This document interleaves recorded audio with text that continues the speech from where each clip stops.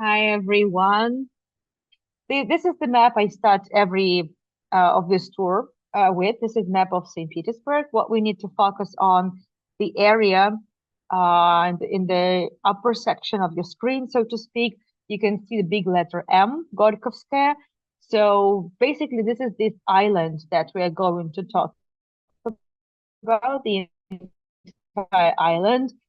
And Peter the Great, the founder of St. Petersburg, conquered from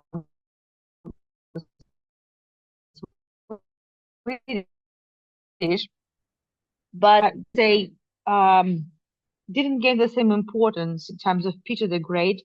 Uh,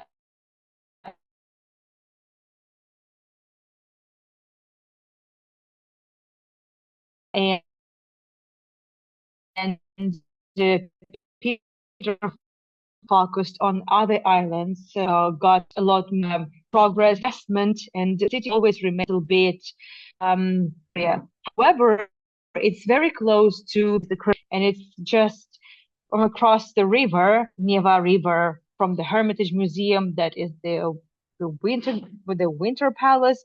But it was an island, and it didn't have a connection with the mainland. There was no bridge, so it looked like this. These are photographs taken in the very end of the 19th century, early 20th century. And you can see those are not the city buildings. Those look like some village houses, some cottages. And that's what people actually thought of that city island. It was called a city island, but in fact it was more like a countryside island, a village island, something like that. So people saw it as more of a I would say a nice getaway place not far from the city. Well, it was easier to get there during the winter because you could just walk on ice, but in other season you had to sail, obviously, to there until the bridge was built, the Trinity Bridge. We walked that bridge so many times. We sailed under this bridge and whatnot. So I'm not even going into details here. So immediately in 1903, once the bridge started in the city island, and the central avenue of this island actually would start from the Trinity Bridge and would go across the entire island and the several other islands that are connected to it. That's how it works. And now, and in these tours, we are basically walking along this one avenue, Kamенно-Ostrovsky Avenue, basically Stone Island Avenue, if you translate it into English from Russian, which you kind of don't really do because it's a name, but nevertheless. So the in this avenue, we walked 4 episodes, and we haven't even reached this.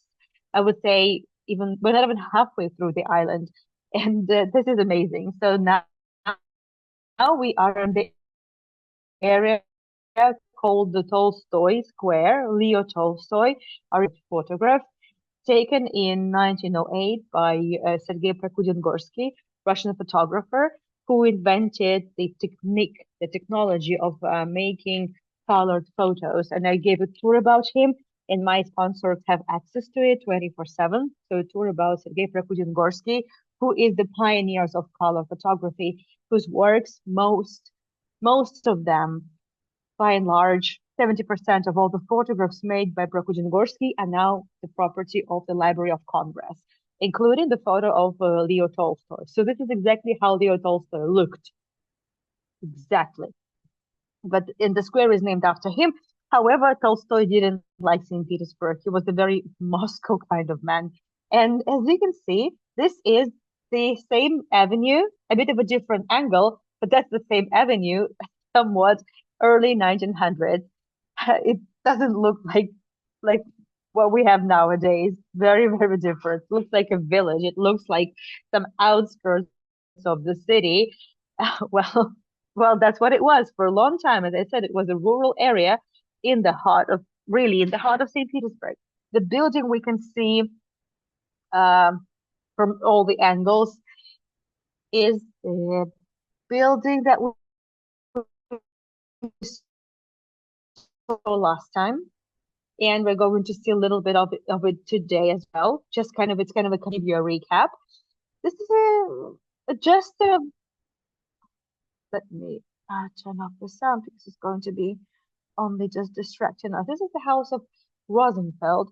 Rosenfeld was a merchant, and uh, it just, these houses, they were tenant houses, profit houses, right? So they belong to companies, to people, to investors.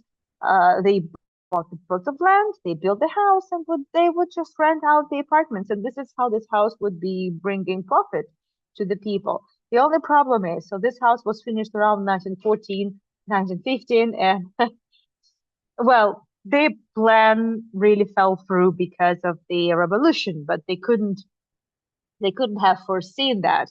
Some say they could have, but they prefer not to. Nevertheless, the pity is that obviously after the revolution, everything was nationalized, and well, well, the private property no longer was private; it was all like public property. That's the thing. In the modern times, in the ground floor, and normally with the profit houses, the ground floor would always be for commerce. So it's the same story even nowadays. Now there is a theater, but before that, so the land that it used to have, there used to be a cycling track, a big cycling track on the Kamenny Ostrov, on the Stone Island track, and there were a lot of, in general, throughout the series of tours, we spoke about multiple sports venues, multiple parks, multiple um, well, we even spoke about small zoo and an aquarium, and we will be talking about more of it. So this was the area far from the city. It's like a getaway place in the city. That's quite special. So now these people are getting ready for, I believe, a competition, and here is I believe, a running competition. I'm not sure. So this, kind of in the Ostrov, so this avenue and the entire island, that was definitely the place for sports activities of all sorts. It was very green, very green. So no wonder. So people use this place as the kind of a getaway from the smelly St. Petersburg, which the city would be every summer, because especially in the 19th century. Well, up until the 20th century, it's the same story. Up until early 1900s, there was no sewage system. The main transport was horses. Obviously, closer to the end of the 19th century, there would be trams, but still, horses were in use very much. And all the waste from the horses, it would be lying on the streets or swept into the canals, and it would be smelly, and in summer it would be absolutely unbearable. And if you want the details, so you can just read Dostoevsky White Nights, for example, the short story. By the way, it's a short story, and you will have a very, I would say, clear picture of how difficult and how impossible it was to stay in St. Petersburg during summertime. Yes. So everyone tried to get away. So that's why having a nook somewhere in the city island was a savior for sure. So the Kamenastrovsky Avenue, or the Stone Island Avenue, continues that way. However, today I want to take you to I want to digress a little bit from the itinerary to show you something else. So let's do that. But first of all, the house we can see on the other side of the street is called Chubakov House. It belongs to a Chubakov family, and they were the landlords, they were the proprietors, and well, it's the same story. Well, obviously, I think the Chubakov House is a very good example of what the classic, typical profit house would look like. So the ground floor would be for stores. Then the other, well, it depended, but in most cases, altogether, there would be 5 floors. So looks like the 6th floor was added later. I mean, it's for sure it was added later. At what point, I don't No, it looks well. The last floor looks, it does look added, but it doesn't really stand out much. So it's not so bad, but I'm not sure which year it was made. But here we can see that the third floor, the central floor, or well, the central floor, the one, uh, it uh, it has sculptures. It has a lot. It has balconies. It has more details, more ornaments and decoration. So this is clearly the most expensive section. Highly likely that it also was the master's apartment, which was definitely the case, unless a landlord, a proprietor had more than one house. So normally they lived in one house, and in most cases, master's apartment would be the biggest and would occupy. It could occupy like one floor, the entire floor, or half of the floor. It could be like 15-bedroom apartment easily. Well, and it looks like that was the case with the Chubakov house as well. But obviously not anymore. After the revolution, well, obviously there was such a thing as уплотнение in Russian. It's not so easy to translate, but I will explain. And we spoke also about it on the tours of the communal apartments that Misha did and I did. So we did it together, the history of the communal apartments in the Soviet Union. And also I took you to the museum of the communal apartment living. So the recordings are available for my sponsors as well, 24/7. And the уплотнение is basically, let's say you live in a four-bedroom apartment and you're just one family, let's say, well, mother, father, and two kids. You don't need four apartments. You don't need four bedrooms. That's what the Bolsheviks would think. You would think, well, you would just need one bedroom. So let's add more people to you. Let's, давайте уплотним вас. So let's, you know, just add more people to you because you don't need four rooms. So that's it. And now you're more packed. Now the apartment is packed, and there are the worst case scenario, a room per family, or if you're lucky, you would be given two rooms. It was a very common thing, a very common thing. We'll be talking about communal apartments more as the tour goes. So that's what this area looked like. Kamenastrovsky Avenue, approximately the same area. And there's still in this photo, you can still see. Okay, wait a second. We can easily do that.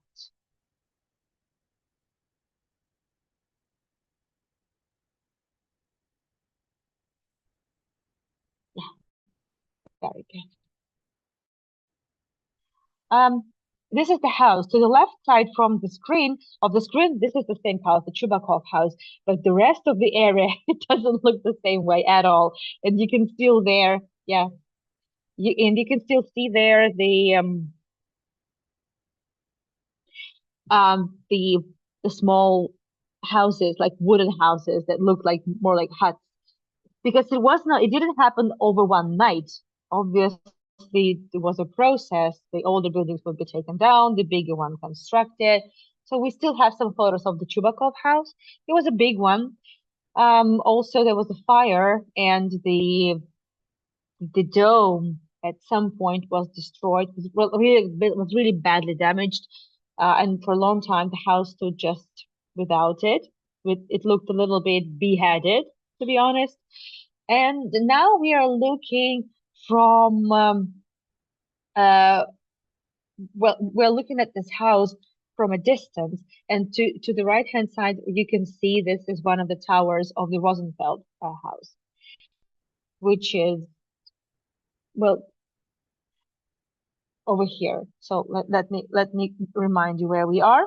So you could kind of had an idea where we are heading now. So as I said, I'm digressing a little bit from the initial itinerary. That's the Chubakov house. So this is the Leo Tolstoy Square. This is the photo from the Soviet period, I believe. So if you go to the left, if you go left, Then it's the continuation of the Kamil Nostrovsky Avenue, right? So the same avenue, but we are going to the right.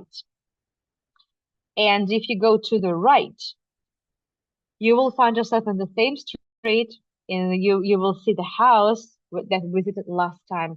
In this house lives Misha's family friend, who is a teacher and a historian, Konstantin Zhukov. We saw his apartment last time. That tour is available for my sponsors. So this is it's kind of I have been to this house myself, which felt very special, very special. That's this Rosenfeld house. Uh, and we are in the street, so there is still something to explore. In the street, if you move a little bit further down, which is a Bolshoi Avenue, like a big avenue of Petrograd Island. Well, the official name of the island is City Island or or Petrograd Island. Petrograd is the name of St. Petersburg ever since the First World War. Well, you kind of get the idea. And so there is there's the big avenue of Petrograd Island, and on this avenue there is the house that belongs to Baranovska. She was she was a proprietor. There was a merchant family that had several houses in St. Petersburg. Why several? Because that was the best kind of investment. The best kind of investment. So whenever there was a chance, everyone tried to purchase more land. Everyone tried to build another house, and people were even eager to take a loan because they knew that that all the efforts and all the investments will be paid off. Well, little did they know.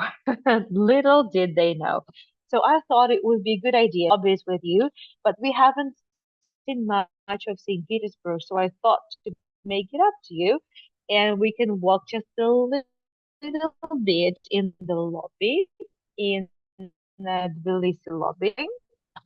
Oh, sorry, it's St. Petersburg, confusing myself. By the way, in the lobby there was always supposed to be a stove, and this is the stove. It's not functioning anymore, but originally it was. There had to be one big lamp, gas lamp originally, and the stove. And as you can see, well, the tiles are still there. Normally, there would be two kinds of lobbies. There would be lobby, for people who live in the house, and also there would be the one for servants, like black ladder, black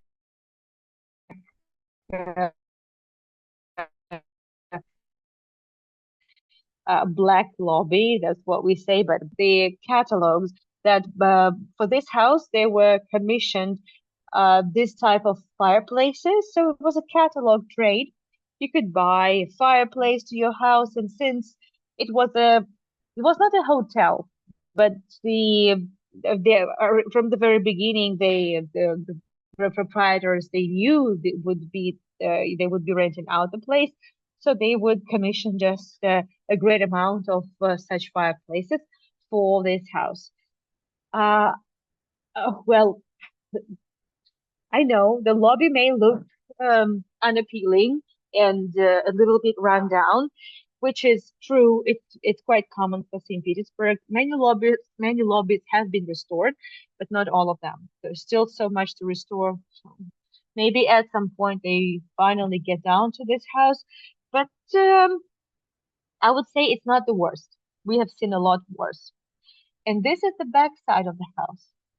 We spoke about I would say, how different the facade and the backyard look. By the way, this is the real hello from the 19th century. This is the the um, the garage for the chariot. And well, as you can see, there are three chariots.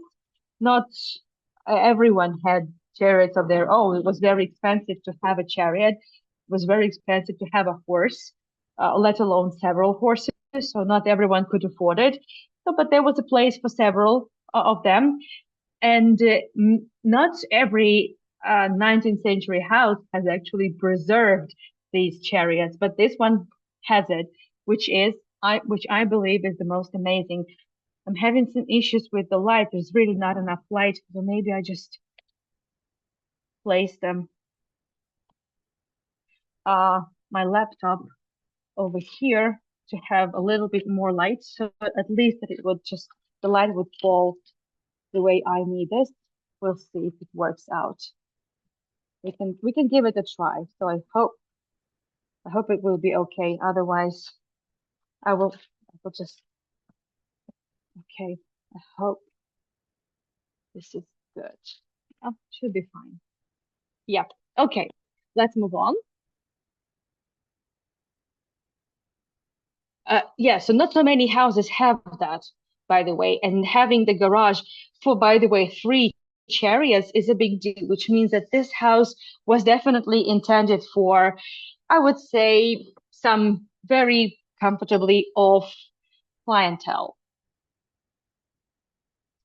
Let's move on. Where are we?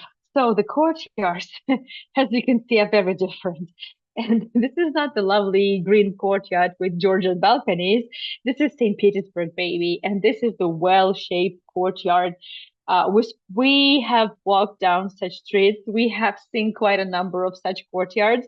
Yes, this is the guts of St. Petersburg. This is the source of St. Petersburg depression. Or, okay, let's start with melancholy. This is where Dostoevsky derived his inspiration, I guess, and his depression too. Yeah, that's how things are. Well, because there were multiple rules that applied to the construction of this, tenant houses. But okay, so the rules would say you need to have a courtyard, but they wouldn't say how big or small. And obviously, the more apartments you build, the more money you get. So people kind of try to save money, to save space, and that's why now it's still very common for St. Petersburg old housing when your windows face your neighbor's windows, and you can hardly see the sky. Because the sky, well, because you only see a small patch of sky, if you look up. Yeah, that's okay. That's fine. That's fine. That's also a very common thing. There were not supposed to be any windows in this wall. This is the Brandmauer wall, a thick wall that is meant to, well, designed to protect you, the house, from the conflagration from the house next door, because St. Petersburg how the buildings are all constructed in the old city. I mean, right in the historic downtown, or one next to another. We call it the red line of St. Petersburg. That's how Peter mentioned it. That's how Peter wanted it. That's what Peter saw in the Netherlands, and he liked the idea. So he commissioned to do the same in St. Petersburg. And that was a big risk. So in order to minimize the risk of conflagration, the Brandmauer walls, every house had to have a Brandmauer. But this is 19th century housing. This is not 18th century. So, and yes, the inner yards, the connecting system of yards. Yes, we walked one of the yards last episode, and but there is one. This is okay. This is St. Petersburg too.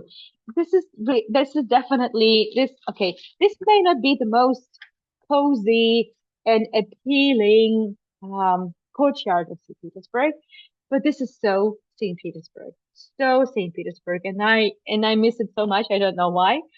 This is not the place you want to live. This is not the view you want to have from your windows. Well, this is definitely not these apartments here. This is the section for the servants. So this is the servants area where they had very modest rooms, where they had very minimum design and decoration, or non-existent.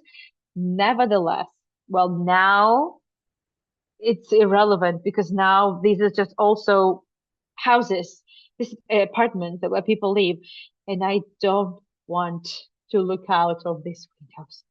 I don't, because there's just gray walls and that's it. It's horrible. So no wonder, no wonder. Now, for you to understand where we are, you see the Bolshoi Prospect, Chita Govrito. Well, and you can also see the Ploshchad Lva Tolstogo. This is Leo Tolstoy Avenue. So we have just been in the street where the red pin is. So this is Bolshoi Prospect, Bolshoi Avenue, or Big Avenue, and that's where we were. And now we are going to Bolshoi Prospect again. We need to cross this uh, two-lane avenue, which is Kamenostrovsky Avenue. I don't have a pointer, so that's why I have to explain, and I can't come up with better words for it. So uh, originally we go along the avenue that goes from top to bottom. I mean, Ostrovsky or Stone Island Avenue, but I want a detour, so we continue to the side of Chita Govrita on Bolshoi Prospect or Bolshoi Avenue, because there is something else I want to show you. And so this is it, the Leo Tolstoy Square. We just have been to the street from the left in the left side screen. We now head towards, yeah, over there. We carry on with the Bolshoi Avenue. And the pink house is the one we saw last time too. This is the Teresa's boarding school for girls, for the noble girls. We spoke in detail about this, and well, we can just I will just provide you some photographs. I'm just happy that Misha walked around this building and filmed it for us, so we can see the example of the house that survived the big development boom, because this is the building from mid-19th century, when the Oldenburg family, which were related to the Romanovs through Nicholas I, the children of Nicholas I, so it's mid-19th century, they opened this boarding school for girls in 1840s, closer to the end of the 1840s. I think it's 1848 or around that. So they opted for this place because it was far away from everything, and it was much quieter. As I said, it was mostly a rural area. It was mostly just kind of a village. So it was very good for girls. It was quiet. There were no, I would say, temptations of the big city around them. And girls could focus on their studies. Girls could focus on how to become good housewives. And also they were given some hands-on education, by the way. So many of them became eventually secretaries. They all knew how to cook, how to play musical instruments, how to dance, how to do everything. And also closer to the end of the 20th century, not in the 19th century when it was established, but closer to the 20th century, they could also, acquire some hands-on qualifications, and they could also continue their education to get a bachelor's degree further on. These are girls having a physical education class, I believe so. They are in the courtyard of this house. So you can see it's just a two-floor building. This is the example of mid-19th century architecture. However, most buildings in this area used to be wooden ones because they were just, cottages, like village houses. But little by little things started to change. So we are now in the street where this tram is. I just wanted to show you Alushinsky house. It belongs to Alushinsky family. Misha filmed it, and normally I would have never taken you there because they're not really stories, and well, it's just another example of just another tenant house, but the architecture, just see the architecture. And well, now it's the very heart of St. Petersburg. It's a very, very, very expensive piece of real estate. But there is a story. There's an interesting story here. Several years ago, there was a big initiative just from volunteers, just from, ordinary people, not archaeologists, well, not architects and artists, just young people, it was kind of a voluntary project.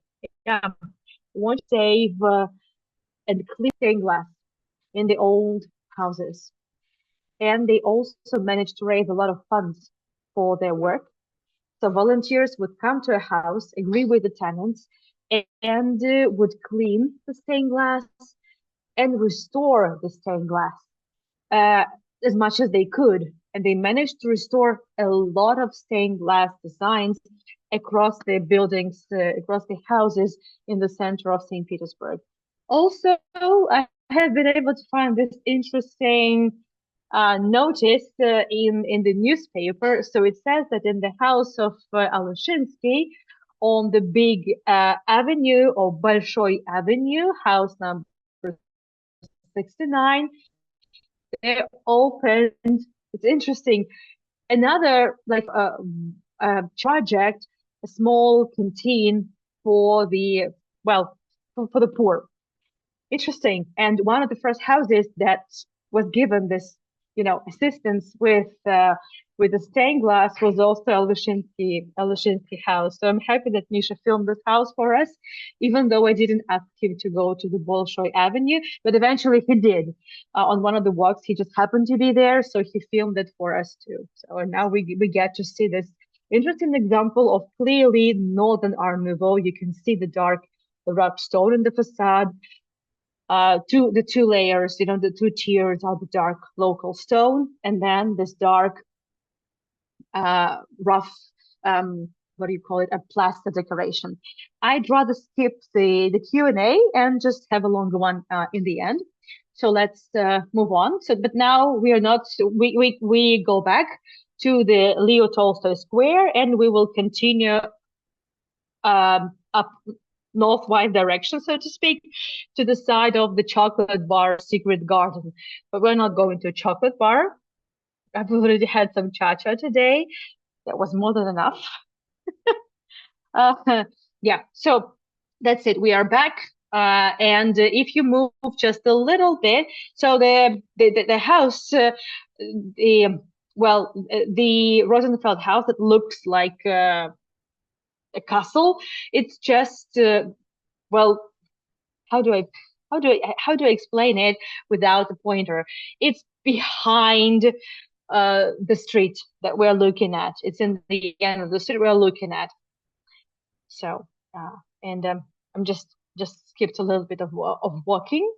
I also included a little bit more videos that I have in 2021, 2020, and even 2022, I did a lot of filming of some areas, and I was going to put them together for different promo videos. But nevertheless, so I just was able to add it to my tours, which is great. So I can use them because I never really got around to the plan I had.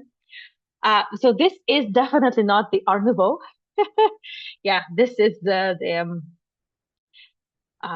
modernist building, the kind of elements of Bauhaus for sure, and Soviet architecture liked functionality, and this is the both concert hall and an office building. Also, there is entrance to a metro station in this house, but I'm interested more in what used to be on the spot. It's quite a big plot of land, and it looks like it was like one big plot of land, and that's how it was eventually repurposed. Well, there's no information with regards to what was there in the 1920s, but we know that was there before. And this big plot of land, very big plot of land, belonged to Ernest Rost. He was a German businessman. There were a lot of Germans in St. Petersburg. So he was of a German descent, and he had his fingers in many pies. That's his house, and his house used to stand on that place. And this is the photo of Kamenetsovsky Avenue. We've already seen it. So the Aldashinsky house on that side, and the Ross house on the other side. It was quite a big house, and Ross was very well off. He was equally talented in all kinds of businesses he ran, but he had a hobby, a very expensive hobby, which was also kind of a business. So he was into trade, and one of the businesses that he would invest with where the money that, well, the money that he would earn from the trade, he would build skating rinks. He even had a small zoo, and he also is considered one of the, so to speak, founders of St. Petersburg Zoo that we have nowadays. And by the way, the zoo is also on the same island. So you can see again, the zoo was built obviously not in the center, not on the Nevsky Avenue, which is kind of the Fifth Avenue of St. Petersburg, but it was built in the greenest area, and that just happened to be the greenest island in the surroundings. They did not really want to establish the zoo somewhere in the outskirts of the city, and why would they do that if they had a very green island not far from the center? So what we're looking at, it's not actually the same area. There are no photographs of the skating rink, like roller skating rink, but exactly next to the house of Rost, there was plot of land where he built. It was his plot of land, the same. It was a big plot of land. He built a skating rink that used to be functioning until 1920s. And we don't have the photo of that skating rink, but we have photos of multiple other skating rinks. So, for example, this is the area of the where the Romanov stables used to be, not far from the Spirit Blood Cathedral. And well, roller skating a was a big fad. Natalie, thank you so much for the tips. And Robert, thank you so much as well. Look at the interiors. So this is not, well, I'm going to speak about the ice skating and figure skating also in the upcoming tour of the Yusupov Garden, but there was another frenzy in St. Petersburg. This is the rollerblades. They were called American roller skates. Well, I don't know, maybe because they came from America. Yeah, that's most probably the case. This is interesting. This is, by the way, the inauguration ceremony of the skating ring, and it was also inaugurated by a priest, and it was blessed with the holy water. So, and this belonged to Rost as well, to Ernest Rost. Well, so this skating, there were multiple skating rinks, at least 4 or 5 that I only was able to find information about. American roller rink. There were a lot of caricatures. Not everyone liked it. Most young people liked it, but a lot of prudent, I would say, elder people did not approve of it. They considered it frivolous, which, by the way, this is advertisement. This is the ad that you could that you could find, and this one is the Marsfield. So this is not far from the Royal Stable. Royal Stable. Nevertheless, so this is another. This is another one. Let me see where it is. Oh, this is the advertisement, by the way, of the one not far from the Kamenostrovsky Avenue, but we don't have a photo. I don't have a photo of that skating rink. So this is another one. Quite impressive, right? So this was a, beautiful architecture, and people really enjoyed themselves. Oh, look at this gentleman. There were competition, there were concerts, there were all sorts of things. So just lovely. So now we kind of walk down the same street, walk past this ugly Soviet building. Well, maybe it's not so ugly. It's it's a listed house, by the way, but we're focusing on Art Nouveau. Other than anything else, by the way, over there to the right-hand side is the monument to Alexander Popov, who was he is considered one of the founders of inventors of the radio, together with Marconi, approximately one at the same time. He developed the radio. He was a scientist. He was a physicist. He did a lot of other um,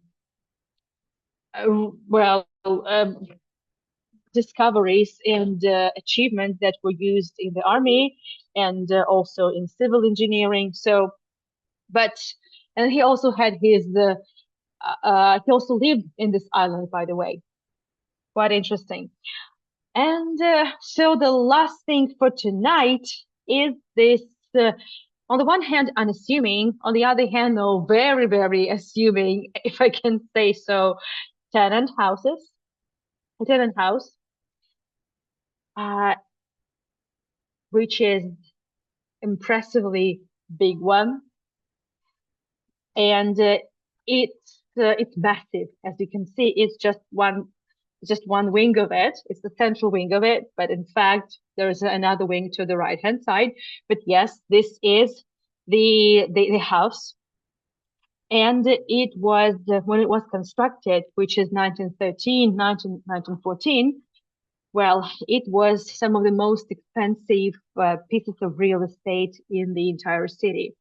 And it was built by the family of emirs of Bukhara. Bukhara was an emirate that existed up until 1920s. Now it's part of Uzbekistan.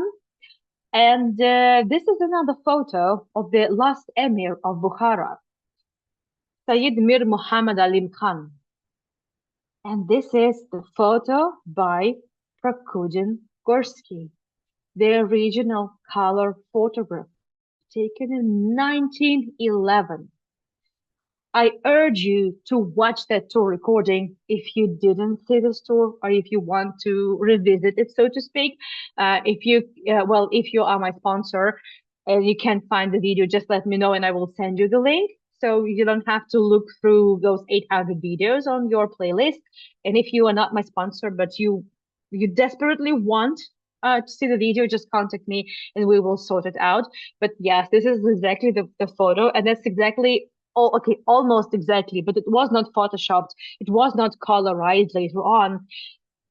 Well, this is exactly how his amazing garment looked. Just the colors are absolutely mind-blowing. So 1911, more than 100 years old photograph. It's also part of the collection of the Library of Congress. Well, anyway, so this house was built. However, Emir didn't live a day in this house uh, because he passed away. His father passed away. So actually, his father built this house, but his father passed away. So his son, Alim Khan, inherited from his father, but eventually he passed away too. And well, that's a long story. Um, First he had to leave. He had to flee to Azerbaijan, and then he passed away there. But nevertheless, they didn't live in this house, but they planned to. So the idea was the house was built so big and so opulent because they also wanted to live in this house, but they didn't really work out. So there are a lot of photographs of this place. This house is iconic. So this is the last emir of Bukhara in Azerbaijan, already in exile. Just so you could see there some photographs. I have some details of the interiors. This is one of the iconic houses in St. Petersburg. And um, the architect Stepan Krichinsky, he is also the author of the mosque, because the mosque that we saw in the first episode was also built to a big donation and the request of Emir of Bukhara. So Emir of Bukhara liked the work of Krichinsky on this house, that he also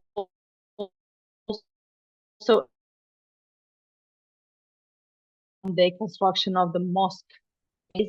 Even though this is one of the most beautiful and unusual bits of architecture in the island, not the only one, but one of the amazing ones, there are still at least half of the apartments are communal ones.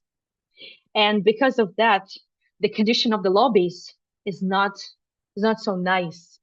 The conditions of the apartment is different because every owner is different, every inhabitant is different, but you can see even from the courtyard, you can see that the house does some improvement. This will change. But first, it should be, well, so first of all, the communal apartments should be put to an end and they should become property of someone. And then they would, they could also do something with the house itself. But well, but the house is listed also, so there's not much actually one can do. It should be also supported by the state. Just in case you forgot, this is exactly the mosque that we were talking about. So we were able to film for you a little bit of the lobby. So as I said, it's it, it's heartbreaking to see the lobby in such condition. This house had everything: electricity, telephone station, snow melting machine for the courtyard, just like the Benoit house, the house of the three Benoit of the first insurance company. The same story. It had an elevator, everything. And because it was supposed to be a home for an emir, basically a king, well, that didn't happen. But it was supposed to be both his apartment and also he wanted to earn money like that, so to rent out the rooms. Well, however, well, there's still a lot that has been preserved in the interiors too, such as tiles or wall decorations or plaster work. So that's not so bad. E Here you can see one, two, six doorbells. Well, these doorbells are for the different rooms. So this is clearly a communal apartment, and each doorbell and its sign there is well, it belongs to another to a separate room. So you have to be aware of that. It's just one of the realia, so to speak, of the communal living. So it's one of them. We spoke about it on Misha's tour.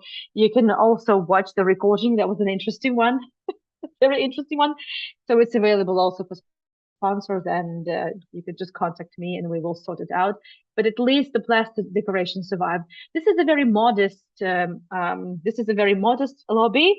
In fact, this is the lobby uh, that was uh, in the opposite end from the avenue. So it was for the cheaper apartments. The It's also interesting that in 1916, 1917, in the on the ground floor, there was located housed the first reserve machine gun regiment of the Petrograd garrison. It was just housed in this building. It had just enough room for the entire garrison. And this is exactly that garrison, that's exactly that regiment that disagreed to uh, to shoot the demonstrators in 1917. So this is that, I would say, historic, so to speak, army regiment. And then it was moved elsewhere. And this is already the central, so-called the master's lobby. It's artificial marble, stucco. The amazing thing that it survived, for some reason, it was not covered with this a green, gray, vomit-like color of Soviet paint. This doorbell says common, so maybe there was a one common doorbell when someone doesn't want to see a specific family, but just wants someone to open the door and deal with some sort of question. I'm not sure. So, but yes, this is also the case. And the ceiling. Okay, the lamps did not survive. It looks like there was also colored glass in the ceiling. The Medusa's head in the center, there's not so much you can see. It's quite dark there because the windows they're not small. They're actually quite big, but they're quite big, but they are dirty. I think nobody washed them in, I don't know, maybe nobody has ever washed them. So maybe they've never been washed ever since 1915, which means this is a historic dirt and you can touch it. Apparently, that's exactly how things are. I'm joking. I guess at some point it was it was washed, but You kind of get the idea. Yeah, so this glass is broken, but it looks like it was colored, and then it must have looked quite special. But the house had electricity, well, it had elevator, so it kind of makes sense. And not every house, by the way, had an elevator, and it's still a problem, by the way, because not in every house you can build an elevator.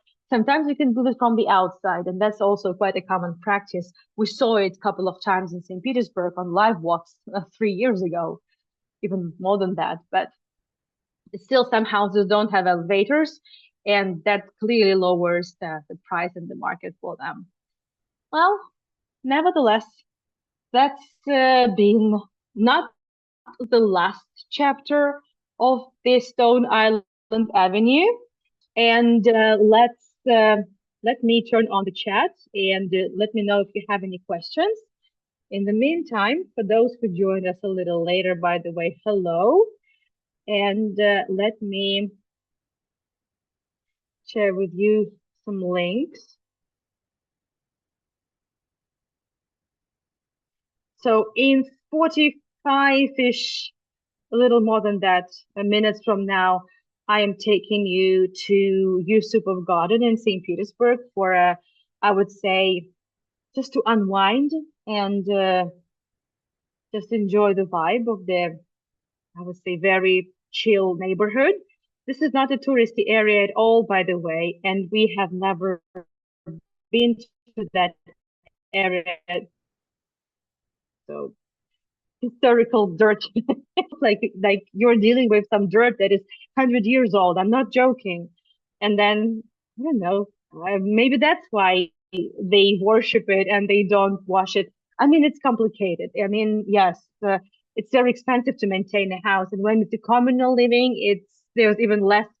Then there's even more chaos and disorganization. But nevertheless, so it's sad to see a house of such scale in such a condition. But again, well, these communal apartments, it's like part of me wants them to go away, part of this for culture. Soviet period heritage, yes, this is true, but quite a special one, don't you think? Thank you, Natalie. Thank you so much. Thank you for your support. Hi, Robert. And I don't have a cat. No cats. No, no cats. There were a couple of cats on the previous tour, by the way. You said St. Petersburg was called Petrograd after the First World War. No, it was called Leningrad after, not even after the revolution, but after Lenin passed away. It was called Leningrad in 1924, I believe. So, and that would be the same name, Leningrad, up until 1991. But after the First World War started, because the St. Petersburg sounds German, it was renamed from St. Petersburg into Petrograd, which means the same, but in Russian. So Petersburg is Grad, Gorod. It was a short, so Petrograd was a short-lived name for roughly 12, 11, 12 years. This is it. So Petrograd and then Leningrad.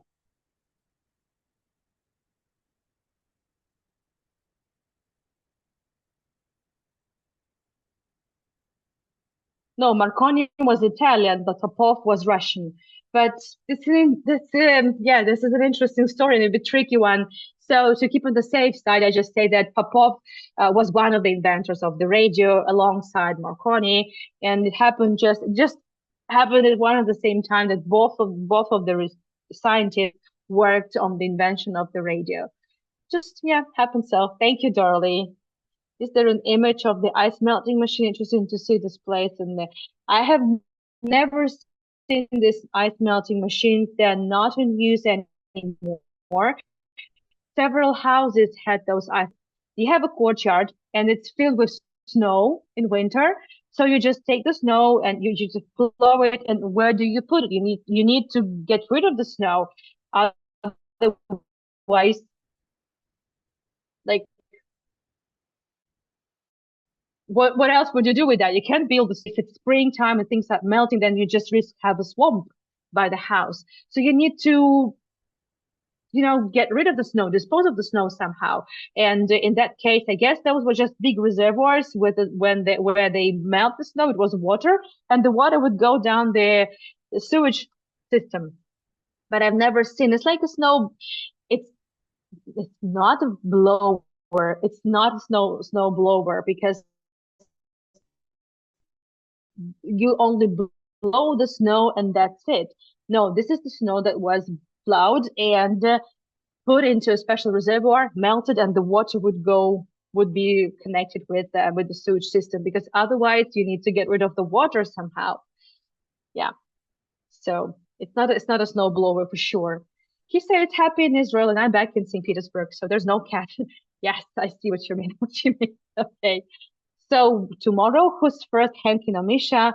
I believe it's Henkin. I don't remember now, but I can check. So tomorrow is first the live walk in Tbilisi. Well, if you missed today's tour, you need to watch it. It was an interesting tour, very interesting one. So tomorrow it's the walk in Tbilisi and Henkins, and then when Misha's tour on the economy of the post-Soviet perestroika time Russia, and then Jerusalem, Via Dolorosa. Thank you, Joy. Thank you, everyone. The Cha-Cha walking tour. Yeah, Cha-Cha-Cha walking tour. Or Cha-Cha-Cha-Cha walking tour. That's what it was.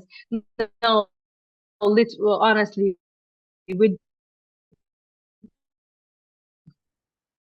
we did,